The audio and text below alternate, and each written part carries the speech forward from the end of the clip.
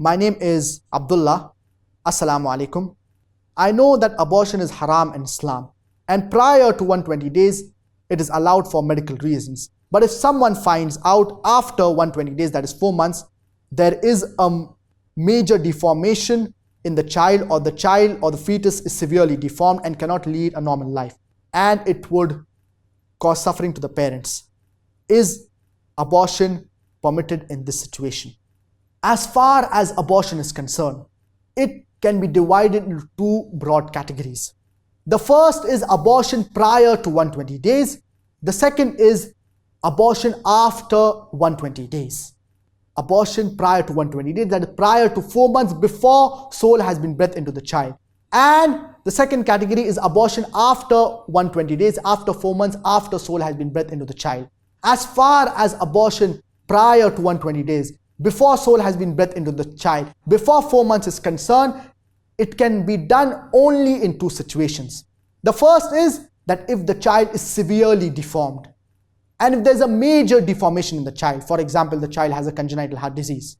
So in this situation, if it is confirmed by specialist doctors, preferably Muslims, that there is a severe deformation in the fetus, then the fetus can be aborted.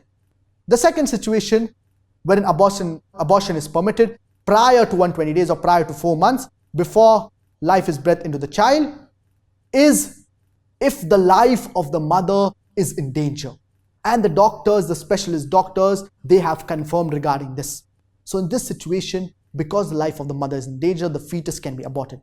As far as abortion after 120 days is concerned, after 4 months, after soul has been breathed into the child, abortion cannot be done after 120 days for any reason except if the life of the mother is in danger. And this has been confirmed by specialist doctors. Besides this, in no situation the child can be aborted, even if there is a severe or a major deformation after 120 days. Because soul has been breathed into the child, the fetus cannot be aborted. Allah subhanahu wa ta'ala says in the glorious Quran, in Surah Al-Isra, chapter number 17, verse number 31, وَلَا تَقْتُلُوا أَوْلَادَكُمْ خَشْيَةَ إِمْلَاقٍ نَحْنُ نَرْزُقُهُمْ وَإِيَّاكُمْ. Kill not your children for want of sustenance. We shall give sustenance to them as well as to you. People, many a times, they fear poverty. Many people, they think that because they do not have money, they will not be able to upbring their children, and they resort to abortion. Allah subhanahu wa ta'ala is telling us in this verse of the glorious Quran that kill not your children for want of sustenance. Kill not your children for fear of poverty. For Allah subhanahu wa ta'ala is the one who will take care of them as well as you. Allah subhanahu wa ta'ala also says in the glorious Quran, Surah Al-An'am, chapter number 6, verse number 151, وَلَا تَقْتُلُوا أَوْلَادَكُمْ مِنْ إِمْلَاقٍ نَحْنُ نَرْزُقُكُمْ وَإِيَّاهُمْ. Kill not your children out of poverty, of a fear of poverty. We shall give sustenance to you as well as to them. Certain people who are rich, they may not want to have more children because they may fear, they will want to have spacing, and they may fear that they will not be able to give the correct upbringing to their children. They may not be able to make their children doctors, engineers, and successful human beings. They may not be able to focus on more number of children. Allah subhanahu wa ta'ala says that Allah subhanahu wa ta'ala will provide sustenance to you as well as to them. Allah subhanahu wa ta'ala will take care of them. And it is a test for us human beings when we are blessed with children, that how we upbring our children.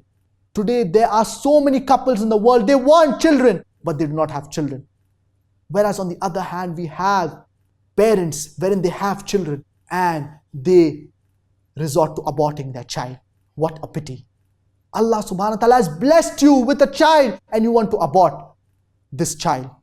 This is totally against the teachings of our beloved Prophet Muhammad, peace be upon him. Abortion, it is haram in Islam, except for the situations or the conditions that I have mentioned. Only if these conditions are fulfilled, or in these situations, abortion is permitted. But in general, abortion, it is haram in Islam. And before the glorious Quran was revealed in the Arab land, it was a common practice that when a female child was born, they used to bury her alive.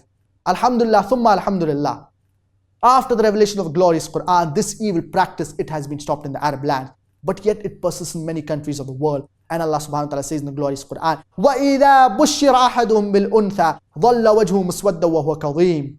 And when news is brought to them about a female infant child, his face darkens and he's filled with inert grief. وإذا بشر أحد بالأنثى ظل وجهه مسودا وهو كظيم يتوارى من القوم من سوء ما بشر به أيمسكه على هون أم يدسه في التراب ألا ساء ما يحكمون. And when news is brought to them about a female infant child, his face darkens and he's filled with inner grief. In pain, should he hide it from the people or should he bury it into the dust? Ah, what an evil they decide upon. The glorious Quran not only prohibits the killing of female infant children, it even rebukes the thought of a person becoming sad on the news of a female infant child. So aborting any child, whether it be male or female, it is prohibited in Islam. Unless if there is a dire situation and unless if there is a situation as I have mentioned earlier. But in general, abortion should not be done and a person should not resort to abortion. It is a test for us human beings. Our children, they are a test for us. And Allah subhanahu wa ta'ala will take care of our children. Allah subhanahu wa ta'ala blesses us with children. And unfortunately, people, they resort to abortion. So abortion, it is not the solution.